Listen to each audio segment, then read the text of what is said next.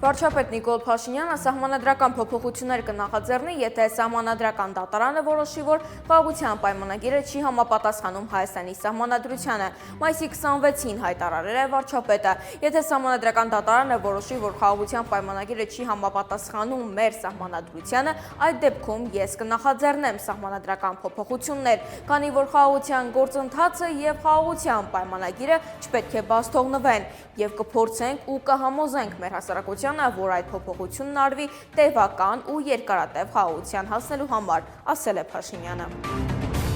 Հայաստանը մեզ համար դարպաս է դեպի ԵԱՏՄ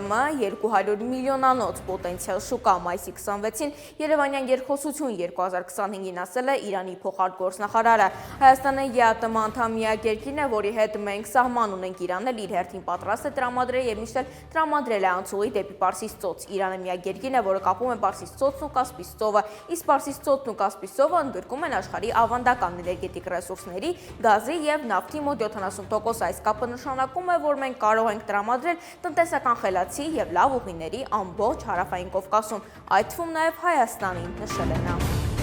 Ֆրանսիան քաջալերում է Ադրբեջանին ստորագրել խաղաղության պայմանագիրը Հայաստանի հետ։ Երևանում մայիսի 26-ին հայտարարել է Ֆրանսիայի արտգործնախարար Ժան-Նոել Բարոն։ Մենք աջակցել ենք հայկական իշխանությունների ջանքերը հասնելու Ադրբեջանի հետ պատշաճ համաձայնագրին եւ երբ երկու կողմերից քաղաքական համաձայնության հասան, մենք ողջունել ենք եւ քաջալերում ենք Ադրբեջանին ստորագրել այս համաձայնագիրը, որպեսզի այս տարածաշրջանում, որը շատ կարևոր մնա նաեւ այդ համաձայնագրի ստորագրվելու հարցը եւ ստորագրվի, ասել է նա։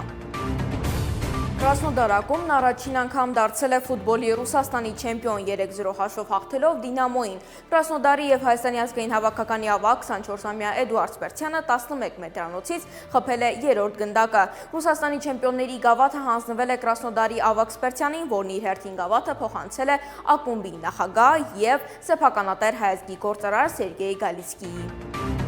Հայ բլոգերներից մեկը սոցցանցի իր էջում տեսանյութ է հրապարակել, որում իր ամուսինը ազգությամբ ռուս խոսում է հայերեն։ Տեսանյութին կից կինը գրել է, որ իր կողակիցը ոչ միայն կարողանում է հայերեն մի քանի բան ասել, այլև գրում ու կարդում է։ Լուիսս, արևս, կյանքս, հարազատս, քաղցրս, պուպուշս, ողջույն սիրելի մասնակիցներ, վաճառքներ, Заявки.